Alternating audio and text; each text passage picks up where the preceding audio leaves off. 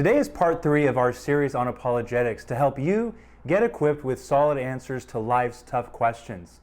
And in this session, we're going to be answering the question, does God exist? By giving you 2 of many arguments for the existence of God. Now, to get started, ask yourself this question: without quoting a Bible verse, can I make a case that God exists?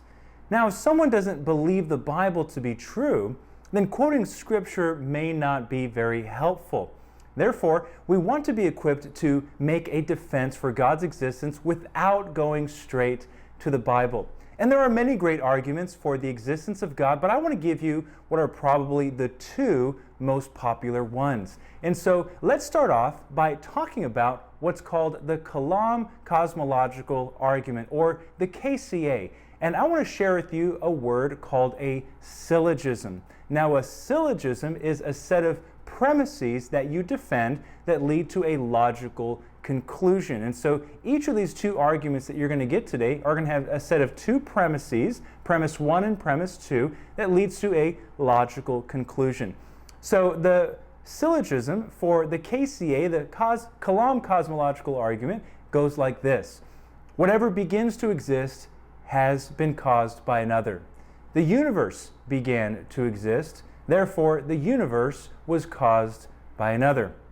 Well, let's go through this point by point. Premise 1, whatever begins to exist has been caused by another. You see, it's impossible for something to be uncaused, because that contradicts the law of causality. It's impossible for something that exists to be uncaused. And it is impossible for something to be self-caused, because you would have to exist in order to make yourself exist. And so both of those cannot be true.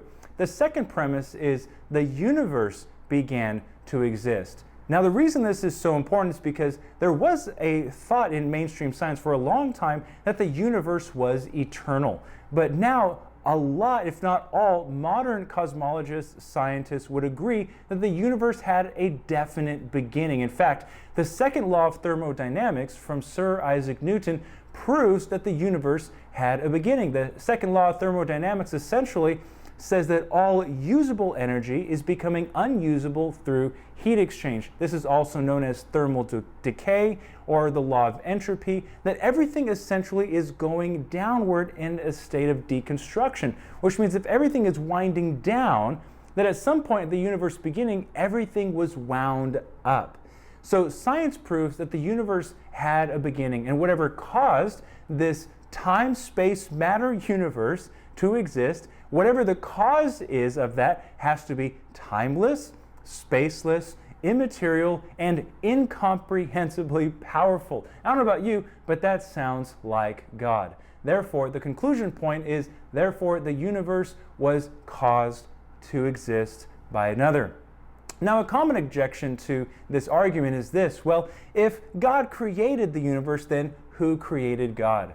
But the response to that is really quite easy, because the argument states that only that which has a beginning needs a cause, and because God is what we would call a necessary being, meaning that he needs to exist in order for anything to exist. God is the uncaused first cause of all things. Now, let's move on to what is perhaps the second most popular argument for God's existence, which is the teleological argument. Now, the syllogism goes like this. The argument goes like this: design implies a designer. The universe manifests design, therefore the universe has a designer. So let's look at premise 1, that design implies a designer. You and I see this all over the world. A watch implies a watchmaker, a painting implies a painter, a building implies a builder, a universe implies a universe maker. But what of this second premise, the universe manifests design? This is a massive topic. In fact, atheists would say that the fine-tuning argument for God's existence, or the teleological argument for God's existence, is one of the most deadly arsenals that Christians have. You see, there are fundamental questions that all worldviews must answer, and that Christianity really offers the best answers to. Big questions like, how do you get life from non-life? How do you get order from non-order? How do you get intelligence from non-intelligence? Essentially, how do you get something from nothing? And Christianity offers the best explanation to these questions, that it's not that something is coming from nothing, but God is the causer, creator, designer of all that we see. Now, regarding the design of the universe, I really encourage you to do your own research on the fine-tuning of the universe and of our planet to make complex life possible. Do research on how your body is the most complex organism in the universe. In fact, Dr. Hugh Ross, a Christian astrophysicist, has done a tremendous amount of research on this subject and on the fine-tuning of the universe. In his book, Why the Universe is the Way That It Is, he lists out 140 finely tuned dials. Now, these finely tuned dials are things like gravity and magnetism and 140 other different dials that if any of these were off by just a little bit, that it would cause the whole universe to be undone and nothing would exist. And so each of these 140 dials are on a razor's edge, that there is a great mind that finely tuned everything for you to exist, which you just listening or watching to this is a miracle. Now, let me explain it like this. Imagine if I told you that there was a big junkyard out on the countryside of wherever it is that you live. And if I told you this massive tornado just went through this massive junkyard and left behind it a fully functioning jet with jet fuel, what would you call me if I told you that that was true? You'd probably call me crazy, because no matter how many times a tornado goes through a junkyard, it will never leave behind a fully functioning jet with jet fuel. Here's why this is important.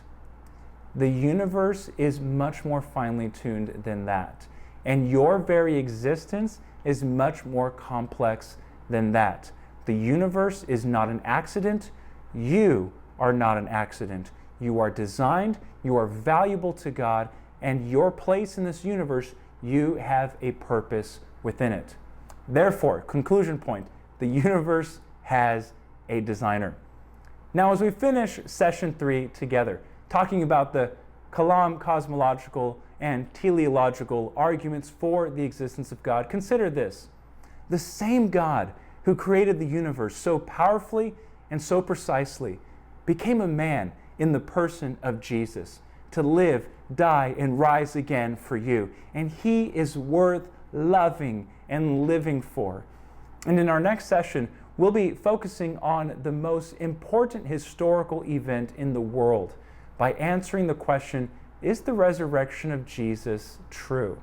And until then, God bless you, I'm praying for you, and I'm cheering you on as we follow Jesus together.